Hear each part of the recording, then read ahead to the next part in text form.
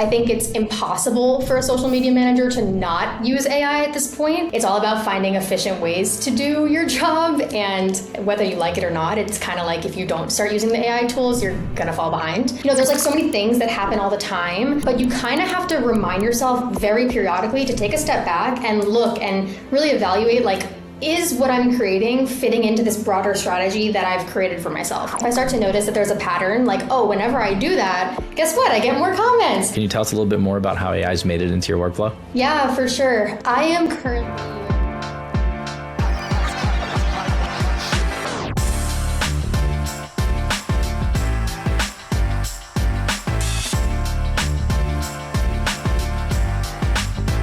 What's up, everybody? Welcome to Beyond Social. We have myself, Chris Cunningham. I do all things social at ClickUp. We have Reggie from Vista Social. And today, our guest is Sarah, who crushes social for ManyChat. If you haven't heard of ManyChat, you've definitely seen them in action. You've seen people comment. So Sarah, welcome to the pod. We're excited to have you.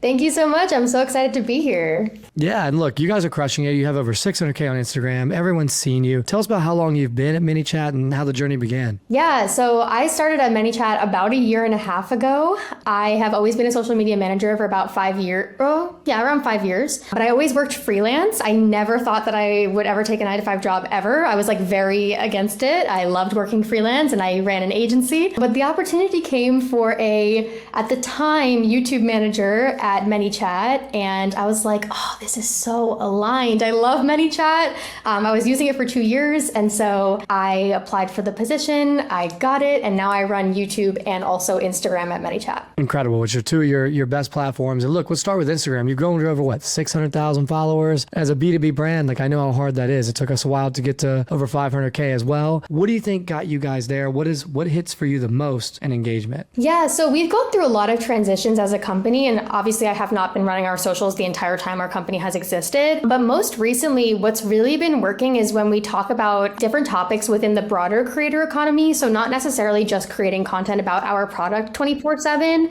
but really focusing in on who our audience is and finding new ways to educate them. So a lot of times we're talking about, how to get brand deals, how to grow on social media. Those types of topics tend to hit a little bit more, introduce people to our brand, and then they buy once they start to get a little bit more familiar about what we do. I love that. So your first thing is not to go in and just say, hey, here's ManyChat, use ManyChat. You're just helping your audience. You're just giving them value. Yeah, leading with a mission, obviously.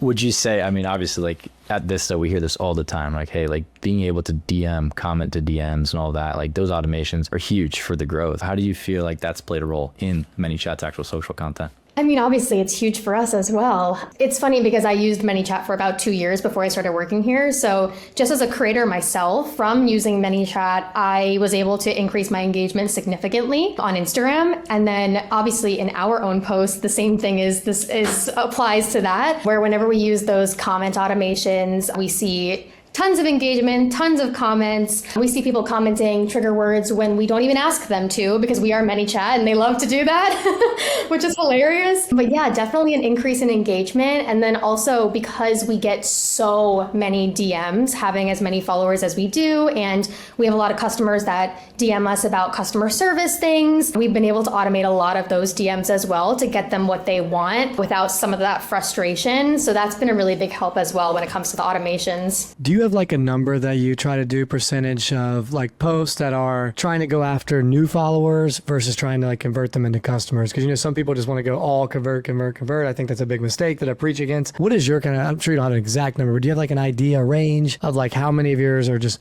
to get new followers, adding value versus trying to get customers? Honestly, majority are the value-driven ones. We rarely post like a product sales pitch post, rarely ever.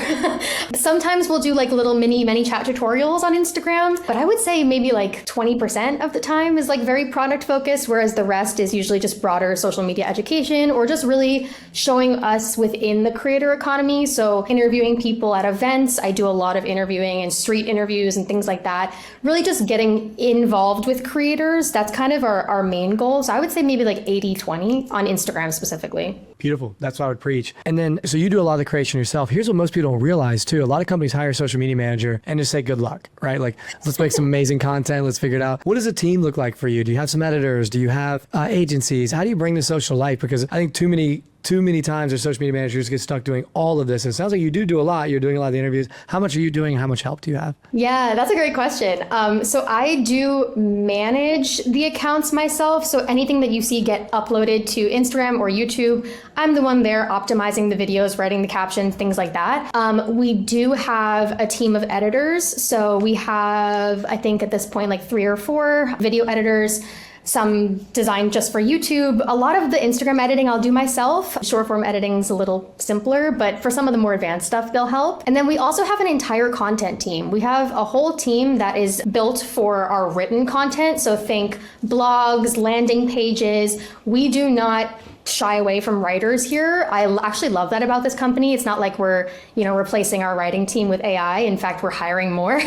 So it's pretty cool to see that like human aspect remain in a tech company. And so a lot of times they'll also help out with things like YouTube scripting or, copy for certain videos, things like that. So I do have quite a bit of help. Yeah. That's amazing. I mean, on the AI front, absolutely. I mean, the AI this, AI that, or like we want to figure out ways where we can implement the nuances, like the human creativity, the human experience to it. So I love hearing, like you said, a tech company, software company that's saying more humans. Love it.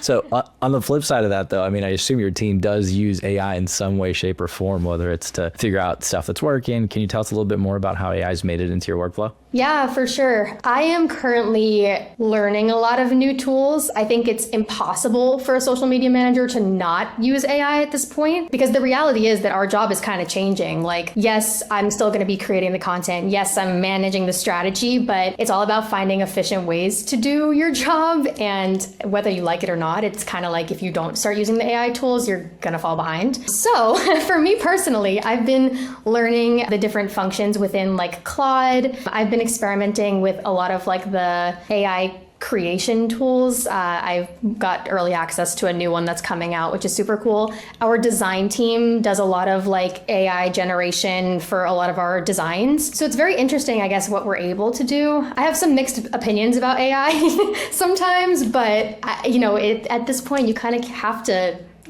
adapt to the future. So. I'm with you on the AI front. I think, a lot of people ask me, I think one of my biggest pet peeves about AI is so many people come to me and say, well, look, you can just do everything with AI, right? You can write your captions, you can create your videos. And I just think that's not the case. For all of my best videos have gone viral. None of them have come from an AI idea or an AI script that was written. I might use AI to generate ideas. I might use AI to speed up, to know where to edit, things like that. But by no means do I believe that AI is like ready to fully run content. I don't think so at all. So I think we're in agreement there. Yeah, I agree with that as well. To your point, like use it kind of as a brainstorm partner, but I never want it to replace my creativity, because that's where your content starts to look like everyone else's. And you don't want that for yourself as a creator, for a brand. Like, it's just not good. So I feel like I like to brainstorm a lot by myself with like AI as a partner there, and then finding some tools just to make life a little easier. Think like the video editing tools where you can have, an AI tool edit a podcast like this that maybe doesn't need super high lift editing, using that to save time from the editors so that the editors can now spend their time creating a really awesome asset that they don't have to be worrying about the podcast. Things like that is how we're navigating it here. The next thing I wanted to ask is the biggest challenge for social media managers is how do I master the content calendar? How do I make sure my calendar is great? What does that look like for you? What's the format you try to hit? Do you have content buckets? Are you like, hey, on Mondays we post this, on Tuesdays we post this? Or are you like, you have such a good team. It sounds like you have writers, you have content creators. What does that flywheel look like to get the content created, to get it on the calendar and make it smooth? Oh, it depends on the content. For something like Instagram, let's just say, you kind of can't schedule too far in advance because, sometimes trends come up. Sometimes, a team throws something at you and you're like, okay, now this is what has to happen now. So I guess there has to be a level of flexibility to a short form platform, in my opinion. I like to use Asana to kind of plan things out. So I'll be able to assign subtasks to certain collaborators. So like, for example, the biggest use case for this for me is YouTube. We plan YouTube way in advance. Like if you come on my podcast, it's probably not getting posted for like a month because we plan very in advance for YouTube. It's just a little bit easier for the long form content. With that, like every time I create a YouTube task, there's like 12 subtasks that get generated automatically. It's like, who's creating the thumbnail? Who's writing the script? Who's researching on this person that I'm interviewing? Who am I interviewing? Who's editing the video? Like there's so many different pieces. I think a lot of people don't really understand that, but there's a lot that goes into content. So yeah, that's kind of, I guess, a little bit of a glimpse into what that kind of looks like. That's huge. The workflow is a tough part, right? Like especially what you're talking about where it's auto created, like that's saving you guys a lot of time. But what some people don't realize is that what you might see on a creator's feed, video that looks off the cuff, they're walking, they're talking in their car, and it just looks so free flowing. This is meticulously planned, right? There's a concept, there's a message that we want to get across in that specific video.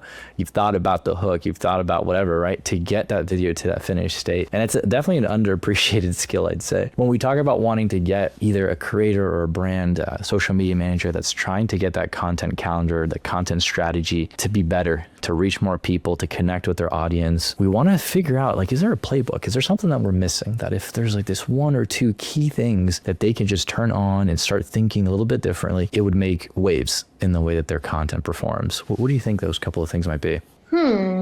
That's an interesting question. I don't know if I'm going to answer it exactly how you wanted me to, but I think the biggest thing for me is always remembering to take a step back and look at the broader strategy, because I think someone in my position as a social media manager or a content creator, it's easy to get caught up in, okay, I have this event next week. I have this trend that I just saw, so I'm going to go film it right now and post it. And, there's like so many things that happen all the time, but you kind of have to remind yourself very periodically to take a step back and look and really evaluate, like, is what I'm creating fitting into this broader strategy that I've created for myself? And if you haven't created that broad strategy, because as somebody who started freelance, I used to jump in and just do whatever the client, they'd be like, okay, we need to post right now. So I'd be like, okay. And I would just jump in and there was no like broad strategy. It was like, okay, I'm going to film and you're going to edit. And I was like, okay, let's do it. We're going to post it. But taking a step back is what really gets you the results. Like if you're constantly just running without really evaluating, like, is what I'm doing making sense for our goals, for our ideal client, our ideal audience? Are we seeing growth? Like, am I evaluating the metrics on like a monthly basis to actually see if my content's making waves? That would be for me what I think is very easy to forget to do on a regular basis. I love that point because I think one of the reasons why I went on social media is because I evaluate, and I evaluate in such a big way. Like I'm always looking at the end of the week, I'm always looking at what hit, what didn't. I'm giving reports to our CEO, to our COO, and saying, hey, this worked, this didn't, this is the next swing I'm taking to make sure we get, more views next week. How are you getting your analytics? How are you getting good reporting and making those proper decisions? Yeah, so I typically am looking at certain, I guess, metrics within like my insights on the platform. Maybe I'm like late on this, but I don't really use many like outside tools for reporting. If I do, maybe you can educate me on which one you like. But I like to look inside of the native platforms and I look at things like watch time of the video. So like, are people dropping off right in the beginning? Like, what's the watch time there? I look at engagement as a huge metric. I think we all know this, but like followers isn't super as important. Like it's important, but it's not really as important. So engagement rate is usually like what I'm looking at. I like to see what gets views and what doesn't. And then the watch time. I think those are probably the biggest for me. And then because we're ManyChat, I look a lot at comments. Yeah. If we notice that we're getting a ton of like comment replies from a certain thing, maybe I'll use that keyword again. Maybe I'll promote that type of thing again. I'll use the same type of hook in a different way, things like that. I'm the same as you. I had a hard time with every tool. I tried Sprout. I tried Later. I tried Dash Hudson. That's actually, I ended up meeting Reggie because I ended up becoming a customer. We'll have to tell you after, but Vista does they do my reporting. It's how I get it edited. Okay, so maybe I have to start using you then. Check it out. That's the beauty of it. And then Oh yeah, Reggie, I'll let you dive deeper on that one if you wanted. If not, go to my next question. Yeah, all good. Yes. So, I mean, the retention graph is something that you mentioned, watch times and all that. And that's one of the things that we keep hearing about consistently here at Vista is like, yeah, the hook, and that's fantastic. I want to say something that's a little bit different. I want to have maybe a visual hook that's really just going to stop the scroll as they're going through. But trying a bunch of things that other people are doing is one thing. Another thing is to dive into your account, like you're saying. Let me look at the analytics. Let me look at the retention. The last 5 videos that I've published, how has that translated for you when it comes to drop-offs at certain points in the video? Has that translated into maybe trying new strategies at getting people hooked in the first couple of seconds and making sure that's still on brand? It doesn't feel just off for people who's used to watching ManyChat. Yeah, that's exactly it, to be honest with you. It's like if I start to notice that certain videos are doing better than others, I will 1000% look at why. And a lot of times it's not necessarily like the trivial things like, oh, I used this hashtag, or oh, I used this trending audio, so I'm going to reuse it. Like, it's not usually that. It's the fact that, there was like some really good visual hook. And so I'll take that hook and I'll reiterate it and change it and make it into something different so I can say the same type of thing or do the same type of visual or whatever in a new way. Or maybe my CTA was different. Like, for example, I said comment the word blah, blah, blah, blah, blah on the video instead of just in the caption. And all of a sudden I saw that tons more comments came because I actually said it versus just putting it, at the bottom of the caption. Things like that. Like if I start to notice that there's a pattern, like, oh, whenever I do that, guess what? I get more comments. I'll start to notice those things and then, use them going forward. Is creating trial reel content like a part of that strategy of testing those things that you're talking about? Or how often do you guys do that? That's so interesting that you asked that. So trial reels are definitely interesting. I think it's a great way to test out content that you don't know if it's going to work. So I have done a little bit of trial reeling. Probably need to be doing a little bit more, to be honest. I'll tell you why. Some of the videos I post, I'll have one that I change, maybe just the hook or the headline or the text on screen. I do it for every video religiously. And the reason being is it's like I get 3 or 4 different shots and one of them might get 20K, one of them might get like 100K on the trial. And then I post it live. That's the difference of getting 100K versus like 1 million views. So I would definitely try more. I know we're getting close on time. So there's one question I really wanted to ask you. How do you look at creative partnerships? How do you know what influencers to choose? Because you guys do an amazing job of that. How do you figure out who you want to work with and how do you work with them? Yeah, that's a great question. So just for transparency, I don't run our influencer campaigns, but I do work very closely with the team who does. Sure. I know that we basically look for creators who have a similar audience to the audience that we want. So we're not just looking for creators with tons of followers. We're looking for who actually follows this person. So like anybody who is a, marketer teaching other creators how to grow their business is always something that we kind of gravitate towards. Or any creator who's creating anything that's like really, really high quality where we know that there's a lot of other creators following them. We tend to gravitate towards that as well. So that's been our strategy as of now. We lean into like, who is this person and who's following them? And then also we look at their engagement rate a lot more than we look at their follower count, for sure. I'm big time on engagement rate too. The followers don't matter as much to me. Someone can have millions of followers and get less engagement than me and my 20K. Yeah, I mean, someone could also just buy a bunch of followers. It really means nothing. It means absolutely nothing. I was going to say, I'm just grateful for you stopping by and like jumping in here with us to answer some questions about your content. I just repeatedly keep hearing from our customers, from marketers, from creators, like, hey, I need to understand this stuff changes so often. I'd love to have a space where we can hear a little bit more about what's working really well from the creators and the marketers out there that are just killing it. So being able to have someone like you on here sharing a little bit about the nuggets of wisdom of what's really working, what are the things that you're playing with, it's huge. So we really value your time. Yes, sir. So nice to meet you too. I'm glad we connected on LinkedIn. We'll take care of this. We'll do a lot of the editing. We'll chop up some stuff for you. We'll tag, share, whatever you want to do. But we appreciate you also make a playbook from this that we can post and comment below and use automation to get people to go further on it. So I really do appreciate you. Yeah, for sure. Comment playbook and I'll send you the playbook. Exactly. Comment ManyChat, we'll send it away. Yeah, exactly. Comment Sarah is the best. That's how we'll really get extra comments. There we go. Thank you guys so much. Seriously, it's great to, I guess, just talk with people who understand. Social media can sometimes be a little lonely because people don't really get it. But it's nice to have other friends that are in the same industry and definitely understand the struggles, but also the cool job that you have.